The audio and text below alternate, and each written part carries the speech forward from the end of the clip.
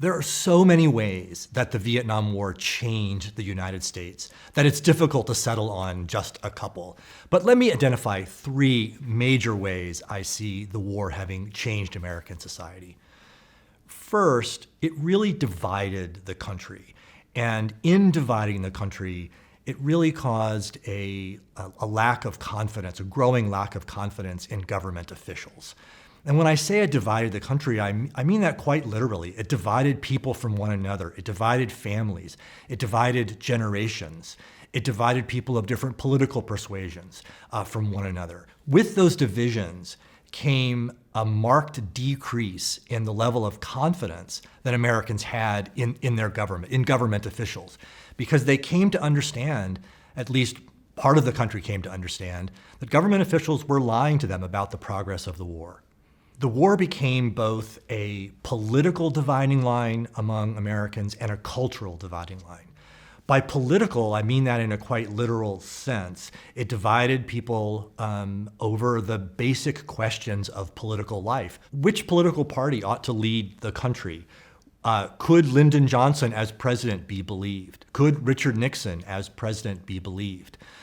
There were as many questions about political leadership as a result of the Vietnam War as there were answers. The cultural divisions ran even deeper, because here what happened is that to support the war was to be a patriot. It was to be a true American in the views of many Americans.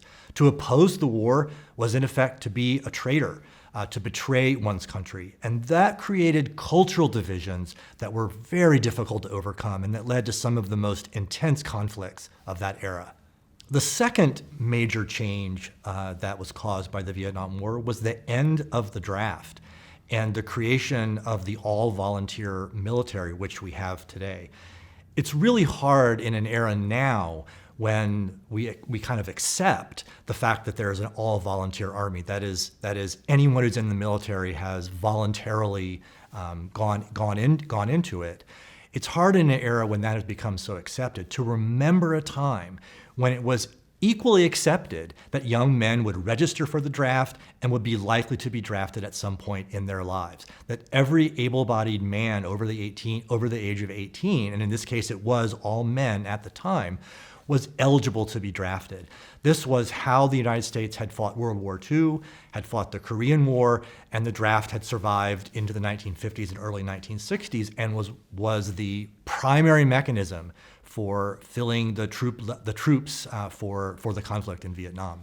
In the early 1970s, President Nixon began to change that system and to move away from the draft and to what we now recognize as the, quote, all-volunteer Army. This was a major change in the relationship of most Americans to the military itself.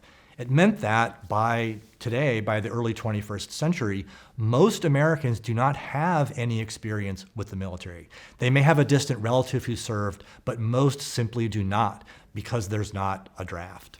A third major way that the Vietnam War changed the United States was that it changed politics.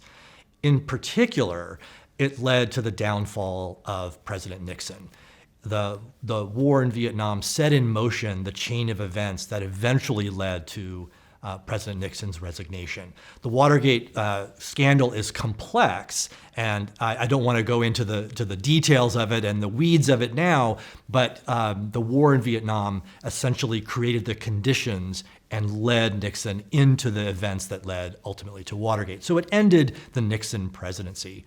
It also led to a series of reforms in the 1970s, undertaken largely by the Democratic Party, that kind of swept into power in Congress in the second part of the Nixon presidency, and passed reforms on campaign finance, on how the executive could prosecute wars, how the president could prosecute wars, and a whole series of other measures to reform American politics.